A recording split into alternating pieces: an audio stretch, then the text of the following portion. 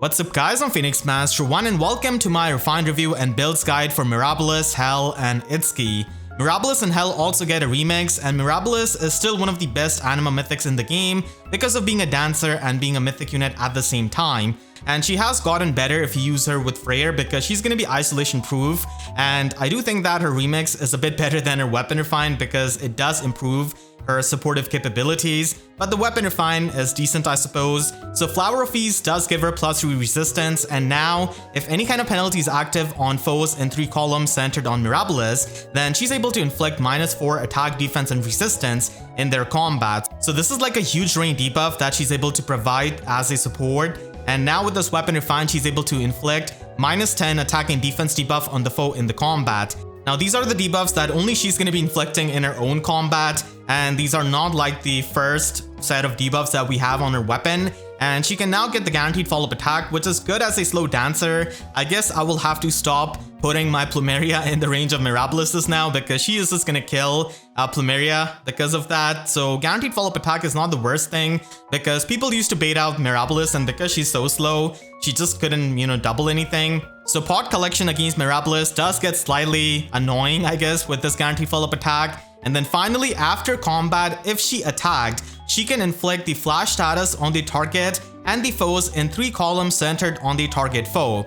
Now this does have a mistranslation, and it actually does do the flash status centered on the target foe and not on Mirabilis. And even if she dies, she's going to be inflicting them with the flash status. So this is a bit of a mixed bag because this is an offensive refine on a dancer, and at the same time, this is, kind of nice to annoy the opponents on your Aether Raids defense, where Mirabilis can just attack and have them with the flash status, and then your nukes can just go in. The downside to this is that Mirabilis is a lot more prone to attacking because of having the flash status, which is an afflictor status. So if your team has got a draw matchup against the opponent's team, or your team is losing against the opponent's team, then Mirabilis is going to be the first one to go ahead and die by inflicting the flash status on the enemy, which can be annoying because your dancer just died instead of dancing a nuke. And that can be annoying if you're facing someone like Lucia or Legendary Seliph or Summer Fiorm or any kind of null counter disrupt opponent, which are not going to be minding this kind of flash status, but still it could be, unsurprisingly funny in many replays where she can just go ahead and mess up the opponents. So, she's already pretty good as a unit, so anything she gets in her weapon refine was always a bonus. And her remix is the main prize here because she can dance with her Whimsical Dream Plus and give +6 attack and also the dull alt status to the target allies and the allies in 2 spaces. Now this dull alt status does ignore any kind of visible buffs of the opponent, which is really good because you're going to be facing a lot of opponents that use the visible buffs, use Legendary Eliwood, Young Eliwood, stuff like that, bonus doubler, and having this dull alt status is going to be making your units simply not require any kind of lull skills. So ignoring the opponent's visible buffs is always going to be good, and this is something that we have seen on Veluria's weapon refine and on Noah. So this is pretty unique all things considered. And then she can also inflict -6 attack debuff on the nearest foes within 5 spaces of the target ally and foes within 2 spaces of those foes. So it's a pretty nice splash debuff that you can do at the same time. And having Freyr with Mirabilis is going to be good because you're going to be getting rid of any kind of penalties on your team with Freyr, and he's going to be making Mirabilis isolation proof while Mirabilis goes ahead and makes all of the visible buffs of the opponent useless with her dull alt status, which is going to be really helpful with many of the nukes. Mirabilis was already a top tier anima mythic unit, and now with the remix she can just provide even better support with her Whimsical Dream Plus, and I guess function as a bit more annoying dancer with the flash status and also with the guaranteed follow-up attack that she can have. So if you're going to be building her up, she can be built without really spending too many resources. She does get shield defense resistance as the new remix skill, so she can just debuff opponents defense and resistance and then debuff their attack with her Whimsical Dream Plus. So you can just run Moonbow and run Aerobatics as a teleporting skill. And if in the future we get Wings of Mercy Sacred Seal, that could also be something that you can run. And you can easily run Wings of Mercy in the slot B instead if you don't really want to debuff opponents' defense and resistance. And Escutcheon is something that you can run if you just want her to not die to many of the enemies. So that is always going to be an option for just having better survival. And if you have resources to invest in Mirabilis, then Guidance 4 is easily one of the best things that you can give to her because she is an anima dancer. You're always going to be using her in your defense, and having Guidance 4 is really amazing for just enabling the teleportation of the enemies. And Firestorm Dance 3 is also a pretty good skill to have because of giving the Desperation status to your target ally, which is going to be amazing on a Bridal Catcher team. And you can run something else in the slot A at this kind of high investment or max investment, because if she's going to be attacking, then might as well just have better attack with something like Sturdy Impact and also make it even more annoying for the opponent. She can still be used with Wings of Mercy, and Aerobatics is not needed when you're going to be running her with a Bridal Catcher team, and she's going to be getting that order status. Mirabilis does have much better combat now with this Weapon Refine giving her the guaranteed follow-up attack and also the attack and defense debuff, so if at max investment you want to do the funny offensive build, then you can definitely go the insane route of giving her Gambit 4 with Miracle. So this is going to be giving her 50% damage reduction, which is going to be making her really bulky with all the attack debuff that she can do, and also giving her that true damage. And you can just stack up more attack and defense with attack defense clash and stack up the debuffs with attack defense hold and give her something like Odd Tempest, and she's going to be an offensive dancer that is not to be taken lightly because she can hit really hard with Gambit 4. And if you do plus in Merger, then you can always use her in Arena because she is going to be functioning as a 180 BST dancer with the 300 SP passives like Firestorm Dance and Guidance 4, providing amazing support and mobility. And we did get R-Dual Flying 4 in the limited ephemera manual, so you can easily have access to this. And having a dancer in Arena is going to be making your life a lot easier, even if she doesn't score the highest, because she's going to be able to function as a blessed unit in the Anima season if you run her with another legendary unit. So she can always be useful in the Anima season, even in your Arena team. Hel was one of the worst Dark Mythics, and she gets a much needed Weapon Refine and Remix. And again, just like Mirabilis, I kind of like the Remix a bit more. So with her Hel's Reaper, she was able to get -1 special cooldown and IO Shield. And she can also get Miracle and also target foes resistance except against magical units, which are mages and staff units. And she is not going to be having adaptive damage. Instead, she forces to attack on their resistance instead, which is going to be helping in many of the matchups against like Brave Dimitri, for example, who has a lot more defense. So this can help you. And then she gets plus 812 of her stats with the Weapon Refine, and now she has got the innate healing, which is so good because she can heal up 7 HP after the combat.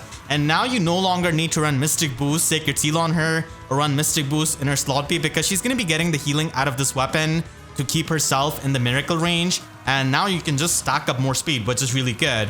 She also gets true damage based on 20% of her speed, and that is going to be helping her do more damage, especially by targeting the resistance that she does with her weapon. And then finally, she has got 40% damage reduction on foes' first attack. So having some damage reduction and healing is definitely really good with this Weapon Refine. And I think her Remix is definitely what makes her a lot better and really unique, because she's able to warp to the nearest space adjacent to foes in 4 spaces of hers. So this is pretty much going to be giving her extra movement in a sense by warping. Obviously, this is susceptible to Gatekeeper, but still, the warping is definitely nice and can catch people off guard. She's always going to be warping nearest space, so she's going to be warping in front of the opponent. So this is still pretty good for having better movement. And then she has got -5 Spectrum Rain debuff, which is helpful to her allies and also to herself. And then finally, she has got Null Follow-Up, which is something she really needed with that Miracle and being fast. So this Remix is pretty nice because she adds the warping to her arsenal and also the Null Follow-Up, which is really helpful. And warping can be a double-edged sword where you can just warp outside of the range of your team and just overextend at times. And it can also be really good for catching people off guard and just in general having much better movement. Now, she can function as a pretty nice Wings of Mercy beacon because of having the Miracle in her weapon and just be an annoying unit, which I think Hel used to be when she came out, and now she can do that even better. So she's not exactly going to be an insane Dark Mythic that you can run like Dreamyard or Medius or Embla, but still she's much better now, and she can be a lot of fun, I think, with the Miracle that she's got with the healing and also Null Follow-Up. And her warping is going to be a lot of fun. I just wish like she could warp anywhere, like even behind the opponent. That would have been so cool. But unfortunately she doesn't, but it's alright. This is overall a pretty decent upgrade for Hel. Like I said, not the most insane stuff, and it's kind of hard for melee mythics without any kind of support to stand out. But at least as a combat mythic, she's going to be able to be a lot more annoying now after this Refine and Remix. If you're going to be building her up on a budget, then unfortunately there are not too many good budget skills that you can run. You can use her remake skill in Distant Pressure, which honestly I'm not the biggest fan of because of its chip damage. And a lot of times you're probably going to be having a far safe tank covering your team. So distant counter is not exactly needed, but I do get the point, you know, why they gave this to her, because she can get the extra speed in both phases. And Guard Bearing 3 can still be a decent skill in the enemy phase. You can also run Wind Sweep on her or like Lunge as the budget options. Those are some fun budget options if you don't really have Guard Bearing 4, which I think is her best slot B skill. And you can also stack up more speed on her with the Sacred Seal because she doesn't really need Mystic Boost anymore because of the innate healing that she has got. And I do like Moonbow as a special, as it can be a 1 cooldown special. And if you pre-charge it with like Duasker or any kind of unit, then she's going to be able to trigger Moonbow twice in a combat, which can be helpful. And she can also retaliate back with Moonbow in the enemy phase. So that is also pretty good with the damage reduction and the miracle that she has got. And like I said, Guard Bearing 4 is by far the best lobby skill that you can give to Hel. And this is going to be giving you the damage reduction both in the enemy phase and in the player phase. So it does improve her survivability and also provides the speed debuff on the opponent.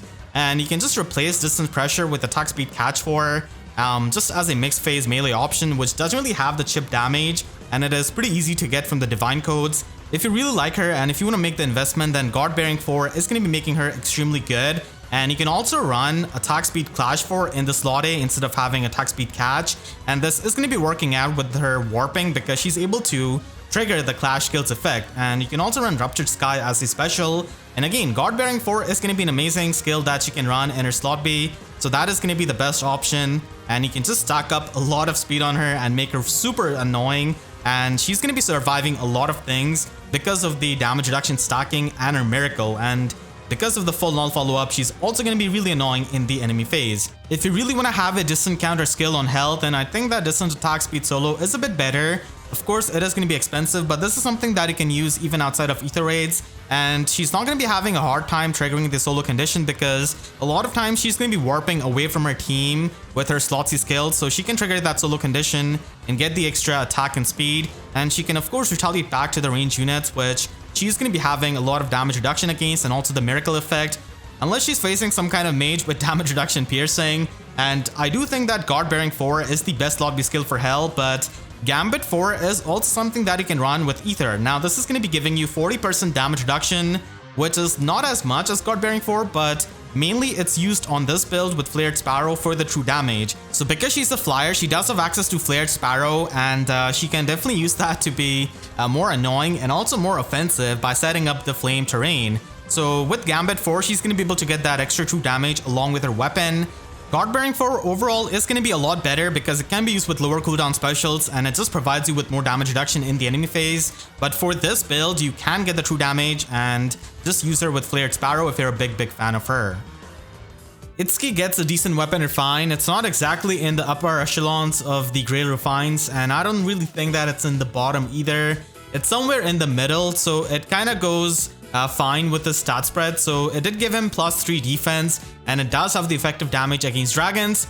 And he also gets +4 to all of these stats in the combat, and he does have these session skills built in his weapon, which can boost up all of his stats in the combat, depending on the player phase or the enemy phase. So the player phase skill is obviously mimicking Blade Session, but it can actually give him extra stats to all of his stats. And this is going to be depending on 4 plus the allies who have acted ×3, and this can go all the way up to 10. And then in the enemy phase, he has got that shield session where he can get 10 minus the number of foes that have acted ×3, and this can be minimum 4. So essentially he's able to get up to like +14 to all of his stats, which can work out with his balanced bulk, I suppose, and he's not exactly too fast. So he is going to be getting that guaranteed follow-up attack, and he also gets 7 HP healing after the combat, and also 30% damage reduction on foes' first attack.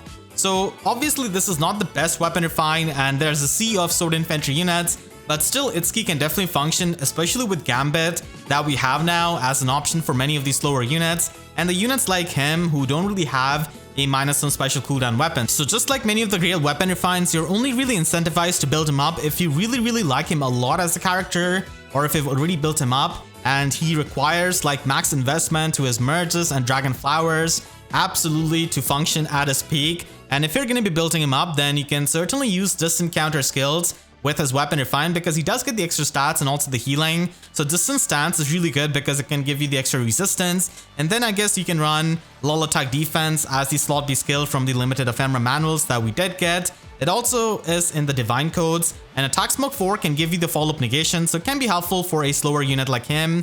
So this is the standard, build that you can run on a slow unit, and it does work out for Itsuki as well. And there are many other slot B skills that you can run in combination with these skills, like maybe guard 4 or attack defense bulwark or special spiral. Any of those skills can work, but I think the one that really stands out and is the best option for a slot B is by far Gambit, because it allows him to get extra damage reduction and also the true damage, which is really helpful with not having a -1 special cooldown weapon. So you can simply run Aether and have the special charges with a Breath Sacred Seal, and you can also run Panic Smoke 4 so that you can essentially stat stack even more. So it is going to be the best option that you can run on Itsuki if you do have extra Legend Mail Robin, and if you really like Itsuki, and at an absolutely max investment, you can run Attack Speed Prime 4 so that you can get the distant counter effect out of it, and also the extra attack and speed. And you can also run Attack Speed Pledge from Legend Female Leers, and it is going to be contributing towards the status effects that you need to have the distant counter effect out of the prime skill, and it also gives you the special charge status, which is helpful with Aether. And again, Gambit is the best option that you can run on him because you get 50% damage reduction out of it, and you can also ascend a speed asset at this kind of investment with these kinds of speed boosting skills, because he is going to be getting like up to 14 extra speed with his weapon. So at absolute max investment, it can definitely work out. Hope you all enjoyed this video. If you did, then make sure to leave a like and a comment, helps me tremendously. And if you really enjoyed, you could always support me directly by using super thanks down below or by becoming a YouTube member. And for more FE videos, make sure to subscribe and hit the notification bell, because YouTube sub boxes are about as functional as visible buffs against Whimsical Dream Plus. So with that, still, see you guys next time. Thank you so much for watching and have a great day.